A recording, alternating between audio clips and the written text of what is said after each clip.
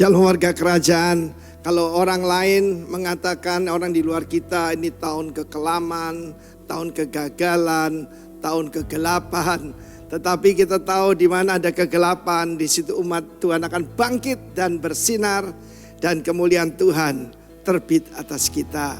Maka di dalam tema bulan ini, yaitu selama 3 bulan kita bicara tentang mendidik anak, nurturing. Sebab seorang bapak itu tujuannya adalah menumbuh kembangkan, ya, mengembangkan, mengetahui, yaitu bakat anak.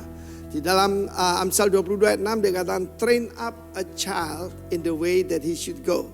Jadi seorang bapak mesti mengenali karunia yang ada pada anak-anaknya, pria maupun wanita, dan menumbuh kembangkannya. Menarik sekali dalam kitab Kejadian pasal 18. Tuhan kita adalah Tuhan yang bukan misterius, yang menyembunyikan diri, tapi Tuhan yang menyatakan diri dan bahkan menyatakan kehendaknya. Dalam Kejadian 18, dia memberikan janji dan akan menggenapi janjinya 1 tahun kemudian, yaitu lahirnya Ishak, yaitu anak perjanjian itu. Maka dalam Kejadian 18 kita ditunjukkan cara untuk mencapai, menikmati berkat Tuhan itu. Dalam Kejadian 18:17 Tuhan berkata, ya, apa aku menyembunyikan pada Abram apa yang hendak aku lakukan? Sebab dia pasti, ada perkataan surely, amin, amin, akan menjadi bangsa yang besar dan kuat. Tuhan memilih sepasang suami istri yang udah tua. Ya, Abram usia 75, istrinya 65, dan dua-duanya mandul lagi. Tetapi Tuhan menggenapinya, yaitu 25 tahun kemudian. Dan apa yang dilakukan? Ya, sebab dikatakan dalam ayat 19 bahwa aku telah memilih dia. Memilih sini adalah know him. To know adalah yada. Yada itu mengenal dengan akrab. Abram disebut sebagai sahabat Tuhan. Sahabat di situ dipakai perkataan ahab atau ahaf, yaitu mengasihi, sahabat yang dia kasihi. Maka perhatikan ayat 19, that he will command.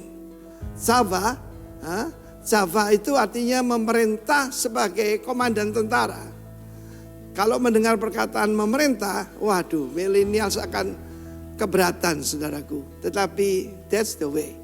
Saya sebagai bapak rohani, saya sikapnya sebagai komandan, sekalipun saya bapak kepada anak-anak rohani saya.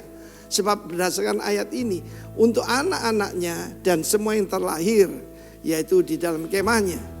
Kita tahu bagaimana dalam Kejadian 14, 318 orang yang terlatih, dilatih baik-baik oleh Abraham, bisa mengalami musuh yang jauh lebih besar. Hidupnya adalah peperangan.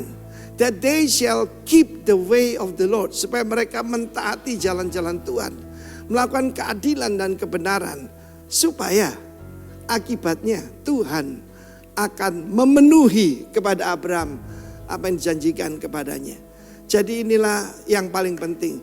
Kalau kita tidak mengarahkan anak-anak kita, kita tidak mendidik mereka, mendidik dengan jalan yang benar. Kita bukan cuma menasihati, kita mendidik selama mereka ada di bawah kemah kita, di bawah rumah kita, maka kita mendidik anak-anak kita. Saya mengucap syukur buat orang tua saya. Mereka mengajarkan nilai-nilai kepada saya. Pertama, tidak membedakan suku, tidak membedakan ras ataupun agama, dan juga tidak membedakan tingkat sosial. Itu yang saya bangga tentang orang tua saya. Ya, mereka menganggap asisten rumah tangga sebagai keluarga sendiri, dan itu berdampak luar biasa dalam hidup saya. Saudara yang kasih Tuhan, kita tahu bagaimana itu perintah Tuhan.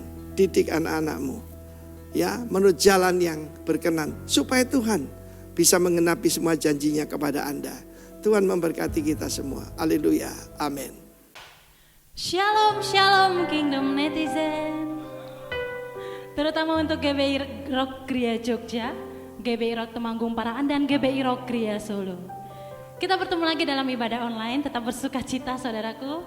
Kita rindu ke depannya kita bisa beribadah bersama-sama di tempat ini. Mari kita persiapkan hati kita berdoa. Terima kasih Bapa, terima kasih Tuhan Yesus. Buat hari ini Tuhan, buat nafas kehidupan yang masih Tuhan berikan bagi kami bersyukur. Bapa, saat ini Tuhan, kami mau sepakat, kami mau sehati Tuhan, Kami mau bersorak-sorai, memuji, memuliakan nama-Mu. Ini semua kami Tuhan, anak-anak-Mu Bapa. Kami mau bersyukur, bersuka cita. Dalam nama Yesus kami siap memberikan pujian penyembahan yang terbaik bagi-Mu dalam nama Yesus. Haleluya. Amin. Mari kita angkat pujian kita bersuka cita saudaraku. Mari tepuk tangan, mari bersuka cita bagi Tuhan.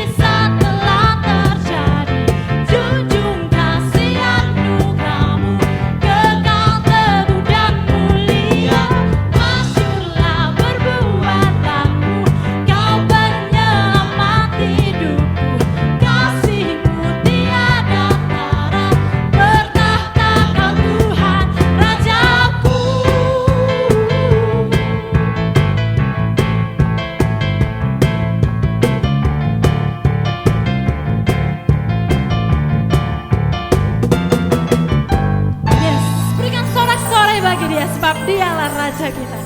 Haleluya, terima kasih Tuhan. Terima kasih Bapa. Terima kasih Yesus. Yes, Tuhan, kami bawa hati kami. Kami bawa seluruh hidup kami Bapa. Yang terbaik Tuhan, kami persembahkan bagi-Mu Yesus.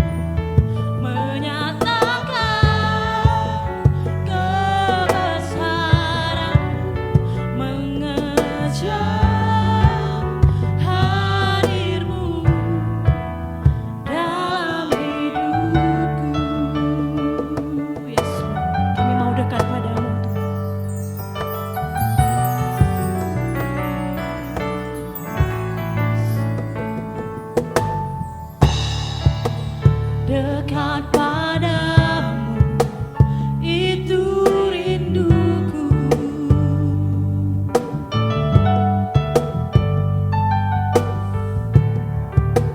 Setiap kataku kau pun menunggu. Tak kusangka ku temukan satu kasih yang abadi. Kini ku datang dan ku bawa hidupku.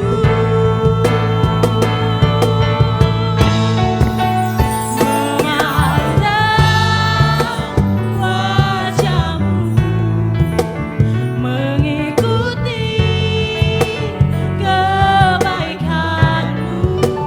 mengejar hadirmu dalam hidupku. Membawa sembahku, menyatakan kebesaranmu, mengejar hadirmu dalam hidupku. Memandang wajahmu, mengikuti kebaikanmu, mengejar hadirmu dalam hidupku.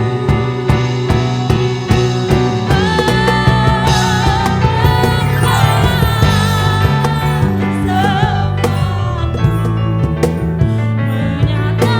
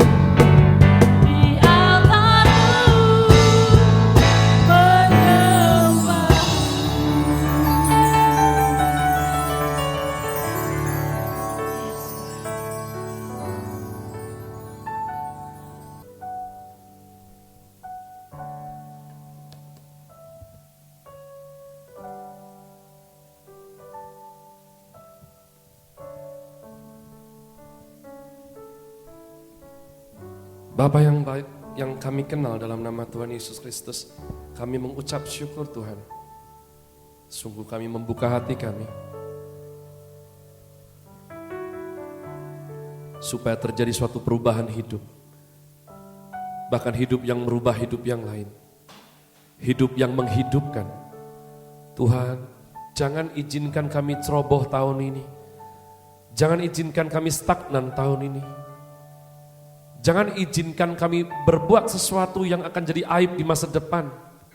Sebaliknya, urapilah kami semua supaya kami bertumbuh dengan hebat tahun ini.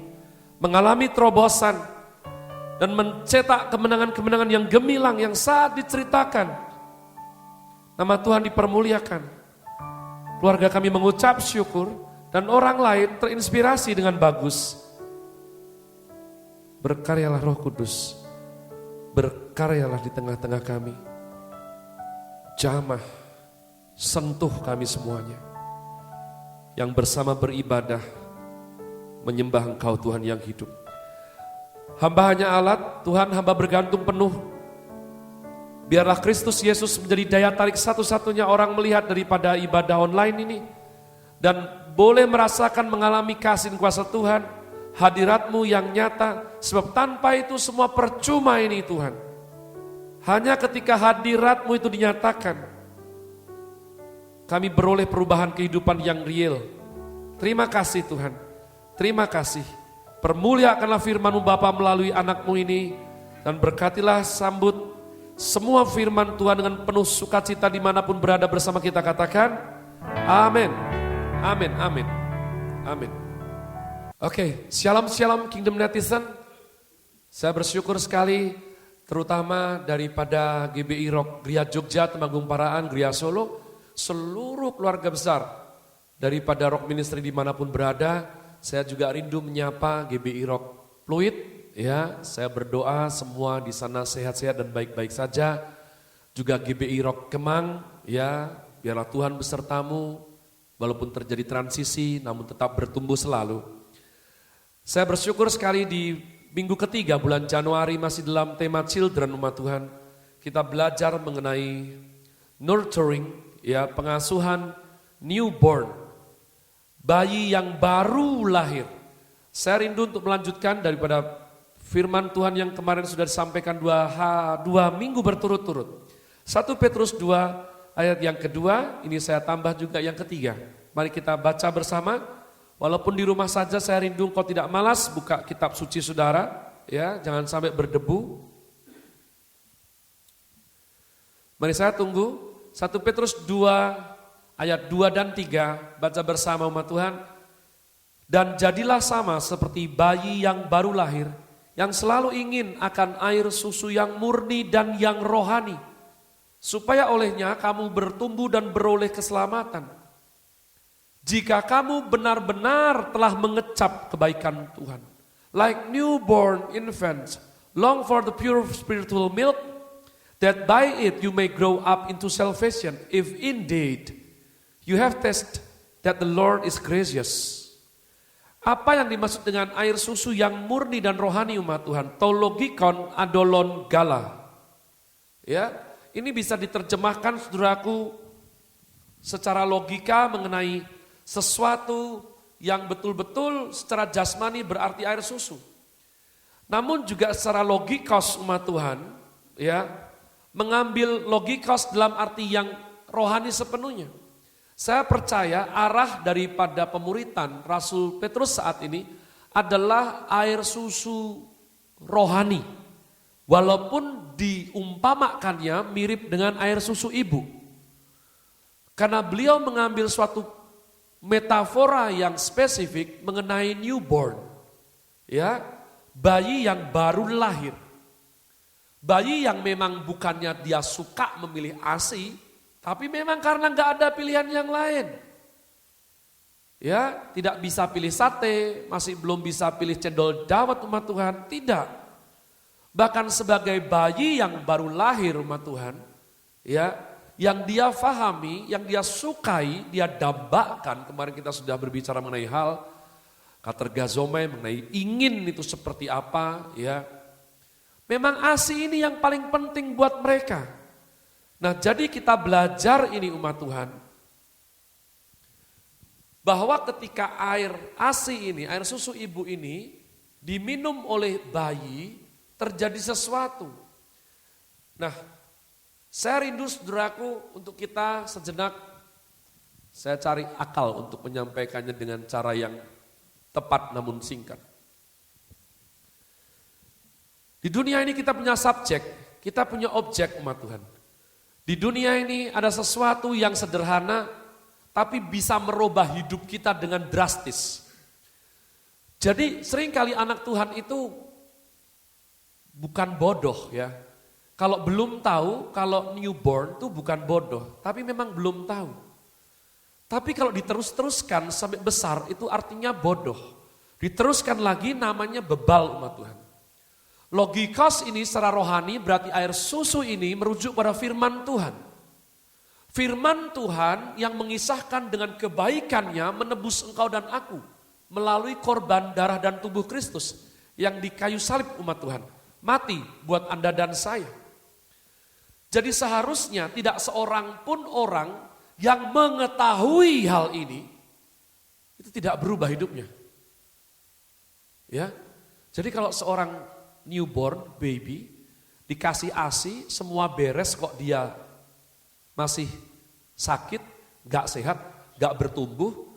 Kalau dipastikan di tes di lab itu ASI-nya bagus, berarti harus cari penyebab yang lain apa umat Tuhan. Jadi engkau yang sudah beragama Kristen 10, 15 tahun, mungkin 5 tahun, tapi tidak ada pertumbuhan yang signifikan, mungkin kau harus dicek betul-betul. Karena manusia ini dibentuk Tuhan, kalau kita itu dipicu oleh sesuatu yang sebenarnya sederhana, ya, tapi pas, bisa terjadi sesuatu yang ekstrim. Contoh umat Tuhan. Ya. Di Manhattan pernah terjadi seorang calon mempelai wanita itu terjun dari apartemen tingkat 16 umat Tuhan. Ketika polisi menyelidiki, ditemukan satu amplop bahkan tanpa nama di amplop tersebut. Di dalamnya yang sudah terhampar di lantai itu cuma ada secari kertas putih, ya, yang betul-betul tidak ada namanya. Cuman tertulis suatu kalimat, biadab kamu sudah tidur dengan aku tapi tidak bertanggung jawab. Kira-kira seperti itu. Based on true story. Begitu dibaca oleh calon mempelai wanita ini yang akan nikah 2 minggu di depan, dia langsung terjun dari lantai 16 umat Tuhan.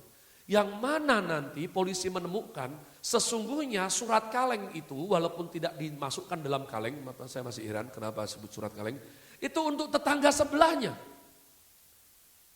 Untuk apartemen sebelahnya umat Tuhan. Ya.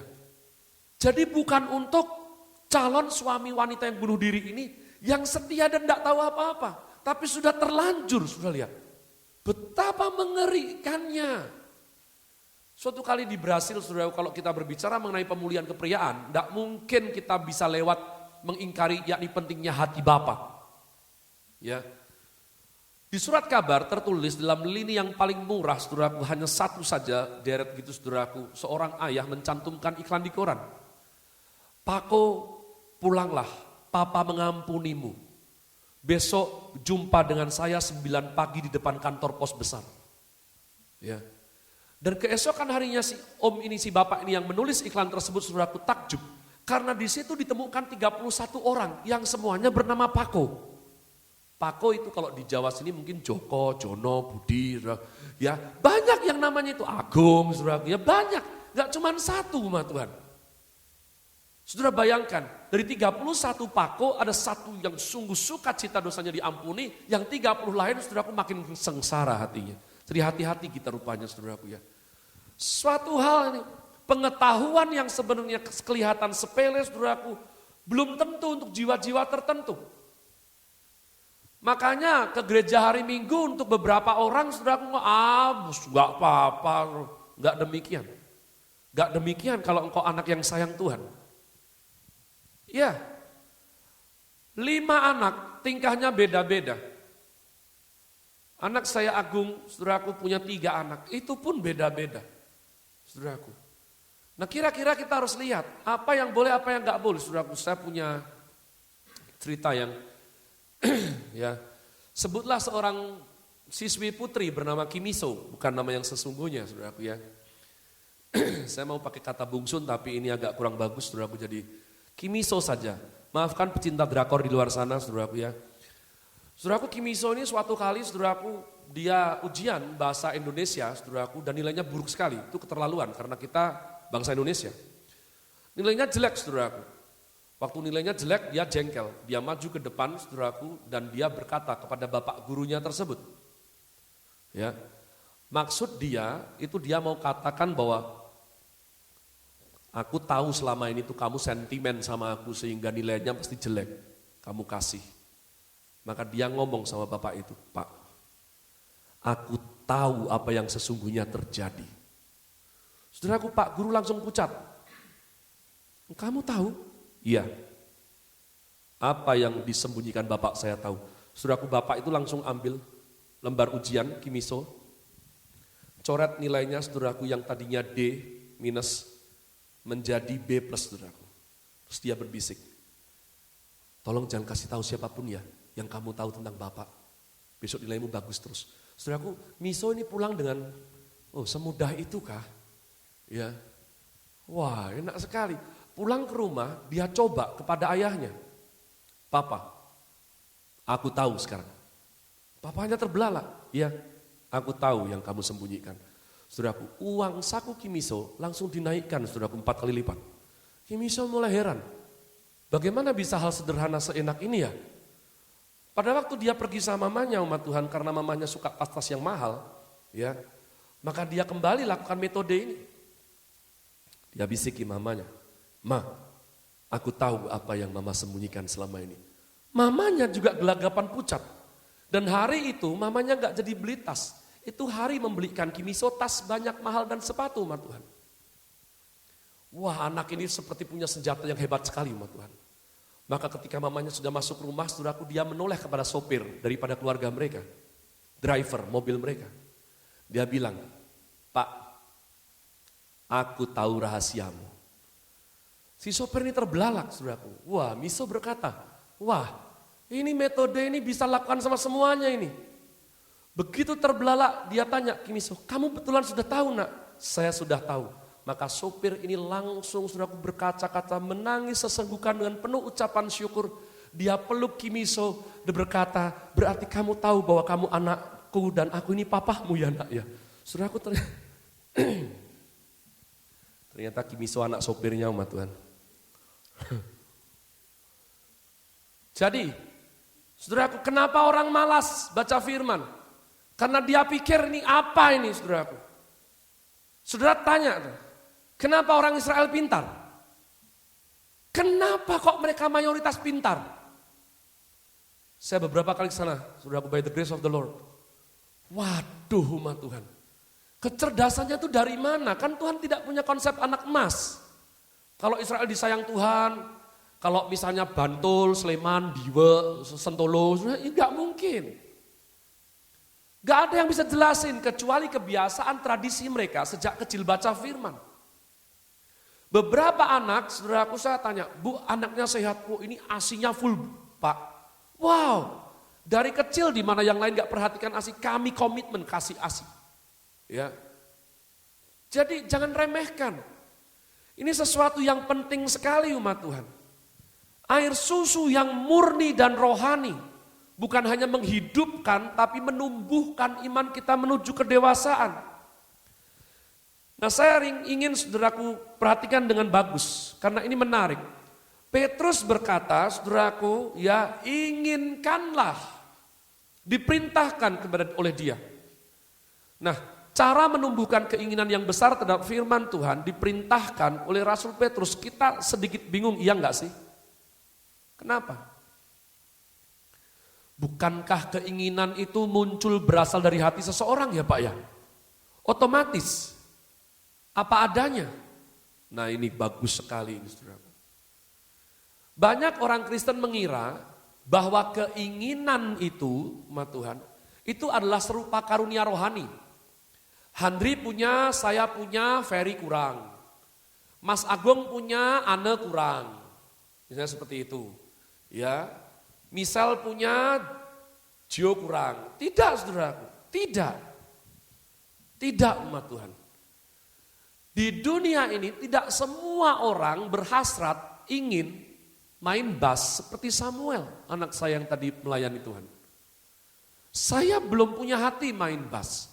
Saya senang kalau lihat orang main bass jebung-jebung. Tapi saya tidak punya kegerakan untuk letakkan semua yang saya kerjakan, ambil bass, beli bass, duduk lalu ngulik bass. Saya enggak di situ umat Tuhan. Enggak di situ.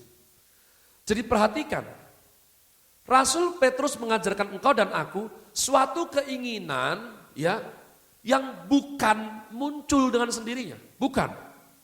Ini ditumbuh kembangkan dari dalam. Kita disuruh didik jiwa kita untuk mempunyai keinginan yang seperti itu.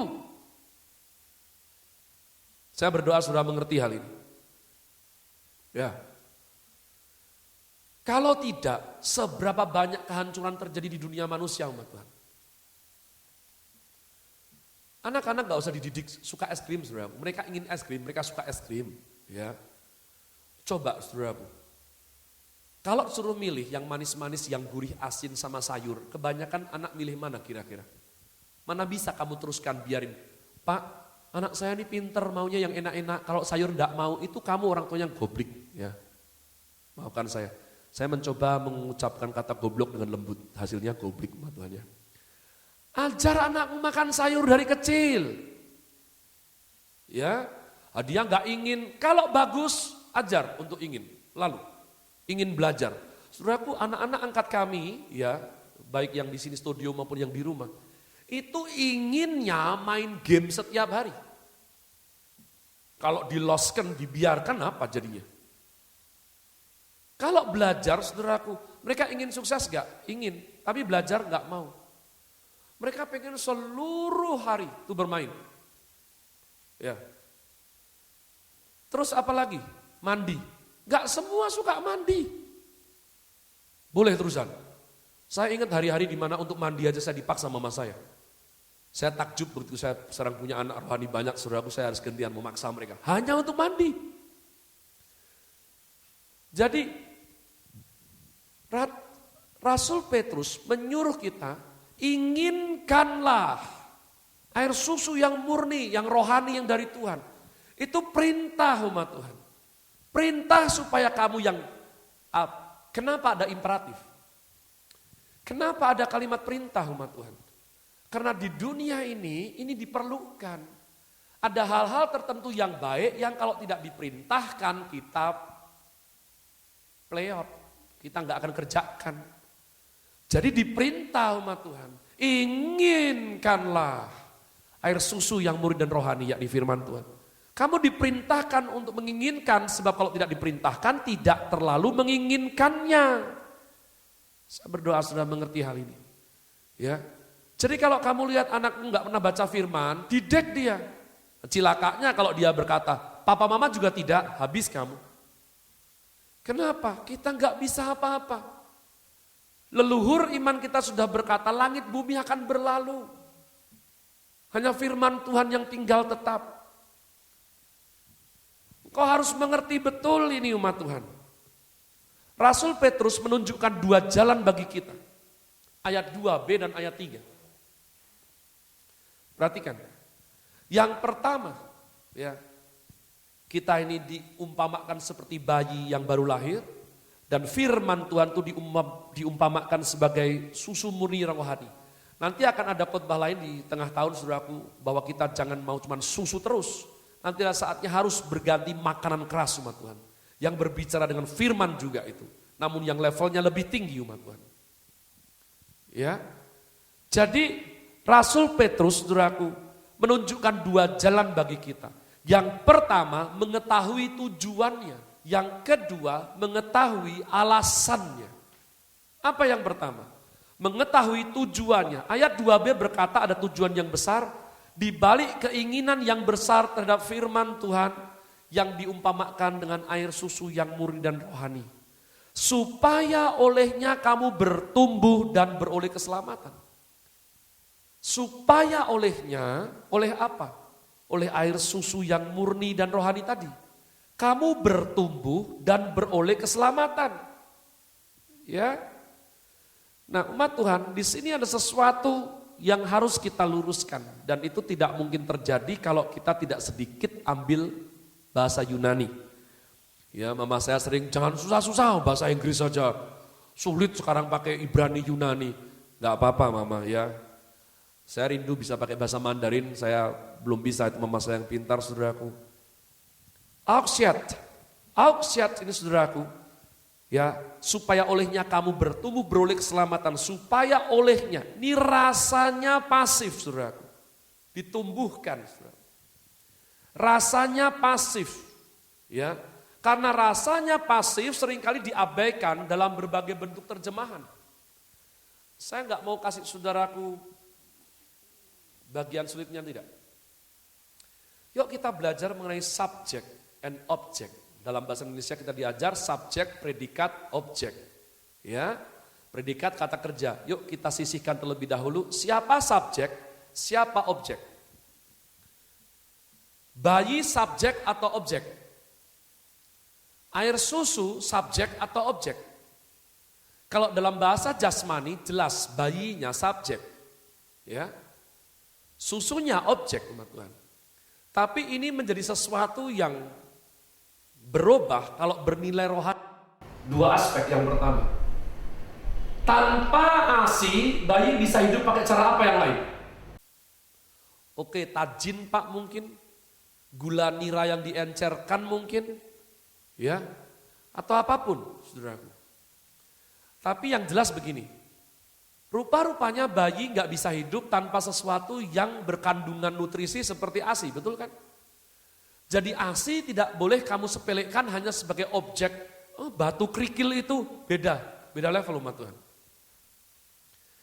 Hal ini makin berbeda lagi ketika kita berbicara mengenai firman Tuhan. Di hadapan firman Tuhan, siapa subjek, siapa objek? Caleb Hofer membaca predikat firman Tuhan, objek. Tapi Caleb Hofer ada karena firman Tuhan. Dan Tuhan sendiri yang berfirman, manusia hidup bukan hanya dari roti dan makanan, melainkan setiap firman yang keluar dari mulut Tuhan. Jadi kita harus balik mundur. Siapa subjeknya ya? Siapa objeknya? Karena kita pikir firman itu objek, jadi itu bersifat optional. Bisa dibaca, bisa nggak usah. Wow. Lalu lihat anak-anak Tuhan yang nggak suka menggali firman Tuhan. Nah, saya mau kasih sesuatu yang emphasizing untuk mengerti. Kita fahami bagian penting ini. Uang itu objek atau subjek umat Tuhan? Yang hidup siapa sih? Engkau dan aku kan yang hidup. Uang benda mati kan? Betapa banyaknya orang hidup dipimpin oleh benda mati ini. Gila. Maafkan saya, kalau perempuan baik-baik bisa jadi pelacur. Karena uang. Karena uang. Jadi siapa subjeknya? Siapa objeknya? Sebab benda mati ini akan tiba-tiba hidup dan kamu yang hidup seperti benda mati. Gak punya akhlak, gak punya kehormatan etika moral lagi. Kenapa orang korupsi? Padahal semua yang korupsi itu beragama. Bahkan banyak di antara mereka sudah ziarah ke tanah suci, Tuhan. Ya, saya senang sekali penggambaran dari J.R. Tolkien, best friend daripada C.S. Lewis, saudaraku, yang menulis trilogi mengenai The Lord of the Ring, bagus sekali umat Tuhan ya. Cincin Sauron, itu saudaraku benda mati, tapi ketika dia tangkap keinginan keserakahan manusia, buka matanya umat Tuhan. Hati-hati, hati-hati umat Tuhan. So, untuk kekinian, TikTok. TikTok subjek atau objek, Tuhan? Ya, kamu main TikTok atau TikTok main kamu? Think. Beberapa minggu yang lalu ada seorang anak belasan tahun baru masih kecil, saudaraku, bunuh diri di Jakarta. Ya, polisi menemukan bahwa ikatan yang dipakai untuk menggantung diri itu ikatan yang sangat bagus, Tuhan. Dari mana dia belajar? Dari TikTok. Wow. Juga saya tahu ada seorang mama, ibu yang banyak, saudaraku, marah sama anaknya. Karena sekarang di TikTok tuh ternyata ada role play atau apa itu, saudaraku ya. Kalau diturut itu bahasanya mengerikan. Kita tidak pernah ngerti, anak kecil-kecil kok bisa diajak bicara seperti itu sama Tuhan. Jadi kamu masih berkata, oh enggak apa-apa cuman mainan TikTok. Siapa bilang? Siapa bilang? Cuman mainan TikTok. Jangan-jangan anakmu yang sedang dibikin mainan oleh TikTok sama Tuhan. Berapa banyak orang mati, anak-anak mati di dunia ini. TikToknya yang salah? Tidak, orang tuanya yang kurang peka. Kita nggak bisa larang kok, ini kemajuan teknologi seperti ini. Tapi kalau anak kita tidak digaris tahu batasnya, ya, bukan mereka yang main TikTok, mereka dimainkan oleh TikTok. Mereka diajar langkah-langkah untuk bunuh diri. Ada ternyata, mainan apa itu? Mengerikan sekali. Jadi bagian ini umat Tuhan, saya rindu ada satu perkataan yang lebih bagus untuk menutup semua contoh yang tadi itu, saudaraku. Tadi contoh yang tidak bagus. Charles Spurgeon, the Prince Preaching of England. Charles Spurgeon mengatakan sesuatu yang sama sekali saya tidak ngerti artinya. Sekarang saya ngerti, dulu saya nggak ngerti. Apa ini orang ngomong apa ini? By the grace of the Lord, berarti sekarang Grace Words, saudaraku ya, renungan harian via voice note atau WhatsApp atau Telegram itu sudah masuk tahun ke-10. Terima kasih untuk semua yang masih mendengarkannya. Saya sudah berhenti baper, saudaraku ya, masih ada gunanya atau tidak. Tapi toh saya yang paling diuntungkan, saudaraku. Banyak teman-teman pendeta berkata, Kaleb kamu kok bisa kaya sekali sekarang khotbahmu? Karena saya setiap hari merenungkannya, umat Tuhan. Sehingga saya sekarang mengerti perkataan Charles Spurgeon yang dulu saya tidak ngerti. Perkataan apa itu? Perkataan begini. Ketika kita membaca firman Tuhan, kamu pikir kamu membaca firman Tuhan, bukan katanya, justru firman Tuhan membaca kamu. Ketika kamu menggali firman Tuhan, kamu pikir kamu menggali firman Tuhan, bukan sampai titik tertentu. Firman Tuhan yang menggali kamu. Ketika kamu membaca firman Tuhan, kamu tidak bisa merubah firman Tuhan. Sebab firman Tuhan sudah berkata, jangan kau ubah, kau tambahkan satu iota pun untuk mendatangkan kutuk. Tapi firman Tuhan yang mengubah hidup kita. Firman Tuhan ini bagaikan cermin umat Tuhan. Ketika kamu menghargai, menyayanginya, menghormatinya sampai titik tertentu, dia hidup umat Tuhan. Dia hidup. Kalau uang yang benda mati itu hidup, dia pasti merugikan kamu. Kalau TikTok yang hanya aplikasi itu, saudaraku, merampas hidup anakmu, kamu pasti tidak beruntung. Tapi kalau firman yang hidup, karena kamu tekun, karena kamu gali, kamu hormati, dia hidup. Ketika dia hidup umat Tuhan, dia membongkar jeroan kita, menggarap pola pikir kita, dia pulihkan jiwa kita. Dia tuntun untuk kita ngerti kenapa kita harus mengampuni yang bersalah kepada kita. Dan kira-kira yang paling diuntungkan ketika kita melakukannya ternyata kita. Jadi inilah pertumbuhan yang membawa kepada keselamatan. Firman Tuhan ini rupa-rupanya bukan objek yang tidak berdaya umat Tuhan. Justru dia kunci rahasia untuk kita bertumbuh. Makanya banyak sekali orang Kristen, saudaraku, aku ingin begini, aku ingin begitu. Mau kemana? Semuanya hidup kayak orang dunia. Gak ada perubahan yang signifikan umat Allah. Ya, jadi inilah yang dijelaskan oleh Rasul Petrus umat Tuhan. Yang pertama, tujuannya. Yang kedua, mengetahui alasannya. Ya, mengetahui alasannya.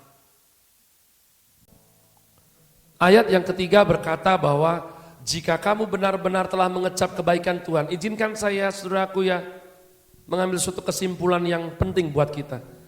Jadilah sama seperti bayi yang baru lahir. Tapi kalimat perintahnya bukan di situ, itu kalimat pembuka penting oleh Petrus. Imperatifnya ada di tempat yang selalu ingin akan air susu yang murni dan yang rohani. Inginkanlah air susu yang murni dan rohani, supaya olehnya kamu bertumbuh beroleh keselamatan. Ayat yang ketiga, jika kamu benar-benar telah mengecap kebaikan Tuhan. Jadi saudaraku, dalam hukum kausatif sebab akibat, kita selalu tanya, kalau akibatnya seperti ini sebabnya kenapa? Ya. Kenapa orang itu bahagia? Kenapa orang itu sukacita? Kenapa ada anak Tuhan yang begitu bijaksana? Kenapa ada anak Tuhan yang baru 1 tahun ikut Tuhan begitu brilliant? Dan ada anak Tuhan yang sudah 10 tahun bego gak ketulungan? Makin aktif, makin salah kaprah pemahamannya. Tapi ada yang baru ikut, hatinya terpaut dengan hati Bapa. Hidupnya betul-betul berubah umat Tuhan jadi berkat. Petrus berkata sesuatu yang sweet sekali. Saya sangat diberkati oleh Rasul Petrus umat Tuhan. Jika kamu benar-benar sudah mengecap kebaikan Tuhan. Ya. Apabila kita mengecap kebaikan Tuhan. Umat Tuhan, siapa di ruangan, siapa di hidup ini, siapa Anda di rumah yang tidak hidup berdasarkan kebaikan Tuhan. Tapi rupa-rupanya mengecap kebaikan Tuhan itu membutuhkan suatu seni hidup yang jauh lebih tinggi umat Tuhan. Jauh lebih tinggi. Saya ingat waktu saya kecil, ada restoran-restoran mahal tertentu yang ketika makan itu saya akan dijewer mama saya atau sedikit dipukul. Hei, dirasain dulu, jangan buru-buru. Makan di warung Tegal, warteg sama di tempat seperti ini kok sama saja. Rasain bedanya. Dulu saya kurang paham umat Tuhan. Tapi bahaya, kalau kurang paham, lalu yang suka traktir kita kehilangan alasan. Iya dong, kenapa harus dibawa ke restoran mahal? Kalau rupa-rupanya di warung Indomie aja sudah happy, bawa aja ke situ terus. Makanya lama-lama orang kok suka ya ajak, karena saya belajar, setengah hidup saya belajar. Oke, saya lihat menunya, wih mahal nih, mahal, pasti ada bedanya. Dan yang mentraktir saya pun rindu melihat ekspresinya. Mau kok nggak bisa, mau makan, saudara. Ini etika kuliner, hormati. Firman Tuhan di sini, tapi ini sini hormati. Sudah dagingnya mahal, kamu ambil kecap semuanya, saus masuk sambal. Kayak makan di tempat yang murah. Think. Ya. Makan. Beda ya. Padahal jujur, kadang-kadang saya nggak tahu bedanya juga. Saya butuh waktu untuk cerdas umat Tuhan. Lidah saya, otak saya butuh waktu untuk cerdas. Tapi paling tidak saya ngerti bagaimana menghormati orang yang sudah meluangkan waktu untuk menservis, untuk memberi yang terbaik, ajak ke restoran yang bagus untuk saya makan, saudaraku, karena mereka menghormati hambanya ini. Ada teh-teh tertentu yang minumnya nggak boleh, glek-glek nggak boleh. Dikecap. Kecap ini geomai. Petrus ini sekarang cerdas sekali umat Tuhan. Geomai ini, saudaraku, itu bisa dalam artian mengecap sedikit seperti kalau Chef Gordon Ramsay. Maafkan saya, karena saya nggak tahu chef yang lain, saudaraku ya. Chef yang ini paling terkenal di benak saya. Impressive. Ya, magnifico. Escargot, itu bekicot. Jadi umat Tuhan, ya, dicicip, ngerti tesnya. Saya kadang kalau lihat Salim, saudaraku ya, anak saya yang bergerak di bidang kuliner, kami lapar makan cepok. Dia sok merenung, saya heran. Saya kira itu pencitraan. Salim merenung, wah kayak patung Yunani, itu dusta itu. Tapi sekarang kami tahu dia betul-betul bergerak. otaknya sekian lama, puji Tuhan akhirnya kepake. Ya, ini ada jintennya ini. Ini ada kayu manisnya nih, Be. Wah, gila saudaraku. Jadi mengecap geomai, saudaraku, itu engkau berhenti barang sejenak. Gak berjam-jam, gak ada orang nyicip gitu berjalan, gak ada. Berhenti sejenak dan merasakan kualitas yang kamu kecap. Kamu gitu gak sama Tuhan? Jadi kamu sehat, kamu pikir biasa. Itu orang bego itu, nanti kalau udah sakit stadium 4 baru melolong-lolong. Serigala sampai minder. Ya. Kulitmu halus, saudaraku, biasa. Nanti kalau udah panu, baru kamu teriak-teriak lagi. Saudaraku, Petrus menutup dengan apabila kamu benar-benar mengecap kebaikan Tuhan. Semua dari kita mengalami kebaikan Tuhan, namun sedikit yang paham untuk menghormati, menghargai, mengecap kebaikan Tuhan. Bolehkah saya bilang seperti ini? Engkau yang dengar di sana yang punya kepahitan sama orang tuamu, ya kamu pahit dengan mamahmu, lepas daripada semua kecerobohan kejahatan yang dia bikin. Itu tidak memupuskan fakta bahwa kamu ada karena mereka, Tuhan. Apapun alasannya, ampunilah mereka.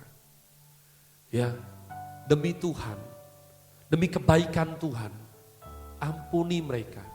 Kamu bisa gak setuju dengan pendapat mereka, kamu gak perlu tiru cara hidup mereka, namun jangan benci mereka. Jangan benci mereka. Sebab apa? Sebab kita orang-orang yang sadar kebaikan Tuhan dalam hidup kita. Kita lakukan ini umat Tuhan. Kita akan mengalami pertumbuhan yang menuntaskan kehidupan kita, suatu kehidupan yang mulia, yang mempermuliakan nama Bapa. Saya rindu bersama sebelum doa kita nyanyi lagu ini. Ku buka hati untuk jamahanmu, berserah penuh di hadiratmu. Kau ambillah alih seluruh hidupku di altarmu. Oh, ku buka hati untuk jamahan, berserah penuh di hadiratmu. Kau ambil alih seluruh hidupku di altarmu, menyembahmu. Bapak, kami sungguh mengucap syukur, terima kasih. Tahun 2021 ini biar kami sungguh-sungguh rema, hakarat hatof, recognizing the good that is already yours. Recognizing the good that is already ours. Kami cakap dalam menyadari hal-hal baik yang sudah Tuhan beri dalam hidup kami. Jangan sampai kami jadi orang serakah bodoh, sukanya melayangkan pandang kepada apa yang belum ada di hidup kami, sehingga kami lupa untuk bersyukur, lupa untuk mengecap betapa baiknya Tuhan itu dalam hidup kami. Hambanya ini berdoa berharap sesuai daripada instruksi ibadah online, mari kita persiapkan untuk perjamuan kudus umat Tuhan. Haleluya. Biarlah kali ini umat Tuhan kita melakukannya dengan hati yang hakarat hatof, yang meluap dengan ucapan syukur sebab kita adalah anak yang sayang sama Tuhan.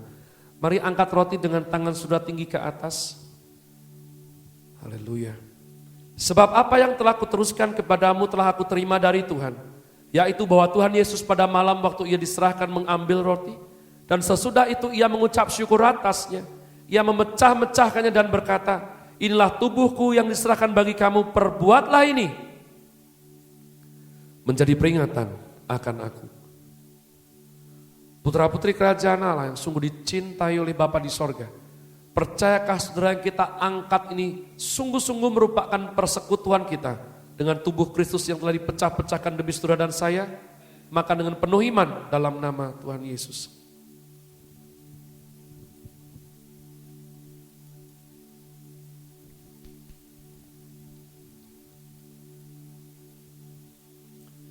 Angkat dan buka dan angkat cawan tinggi ke atas.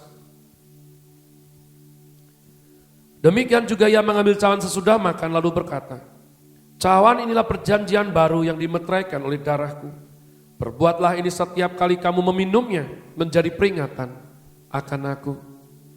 Putra-putri kerajaan Tuhan yang sungguh mengasihi Bapa di sorga, percayakah saudara yang kita angkat ini betul-betul merupakan persekutuan kita dengan darah Kristus yang telah dicurahkan demi saudara dan saya? Mari minum dengan penuh iman dalam nama Tuhan Yesus.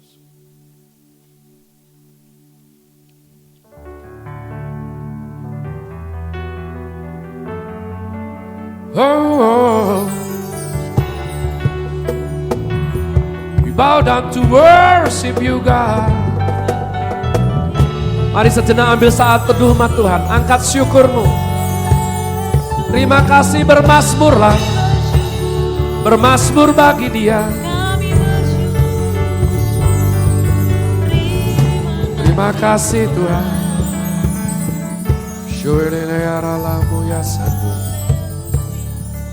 Bapak, kami sungguh mengucap syukur, terima kasih Tuhan. Terima kasih, biar sedari awal di tahun yang baru ini 2021, paradigma pola pikir kami sudah digarap dengan bagus, mohon yang bengkok diluruskan. Hati yang keras dilembutkan, sehingga kami tidak mengulangi kesalahan yang sama. Kebodohan yang sama, terus menerus hidup yang tidak ada guna dan artinya. Tahun ini biarlah kami semua bertumbuh. Dari kecil menjadi dewasa dalam Kristus. Bapa, hambanya ini mengucap syukur setiap anak-anakmu yang telah dengan setia mengembalikan, mengirimkan persembahan persepuluhan, memberikan persembahan syukurnya, bahkan dana misi, dana diakonia. Terima kasih Tuhan, hambamu sungguh berdoa supaya perjanjian berkat Bapa leluhur kami, yakni Bapa Abraham, Ishak dan Yakub, boleh dilanjutkan sampai kehidupan setiap daripada kami anak-anakmu. Terima kasih. Terima kasih, terima kasih. Jemaat yang dikasihi Tuhan, sebab hambanya ini berdoa dalam satu nama di atas segala nama.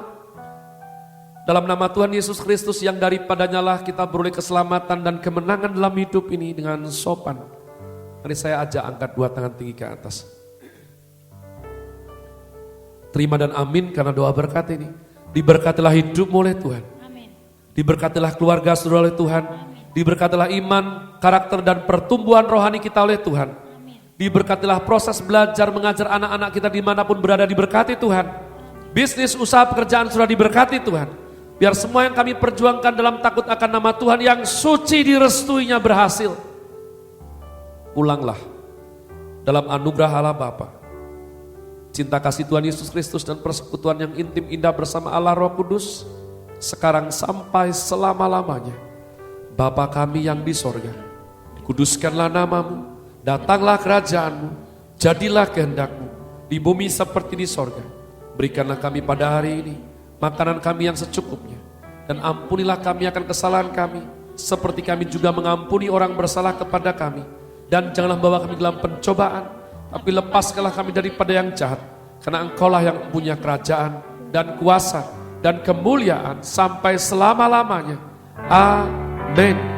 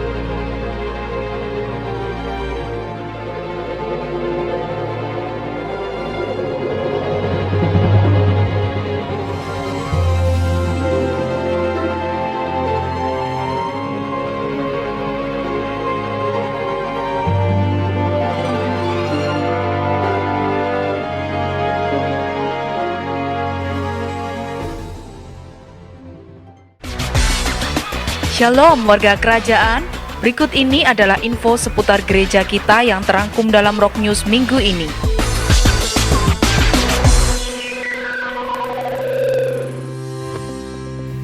Bagi Bapak, Ibu, Saudara-saudari yang rindu memesan rekaman khotbah di gereja ini, Anda dapat menghubungi Ibu Fani. Messianic Community diadakan sesuai dengan keputusan Gembala MC masing-masing dengan mematuhi protokol kesehatan selama masa pandemik. Rangkaian ibadah online di gereja ini adalah sebagai berikut.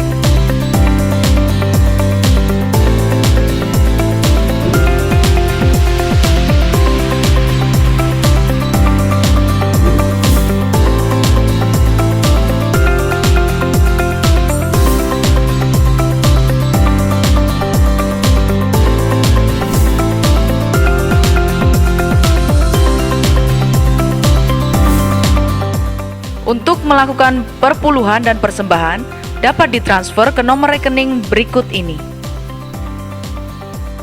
Kami menghimbau seluruh keluarga besar GBI Rock Gria Jogja untuk melakukan doa puasa Daniel selama 21 hari di bulan Januari. Mari bertekun di dalam doa dan berpuasa untuk mencari kehendak Tuhan.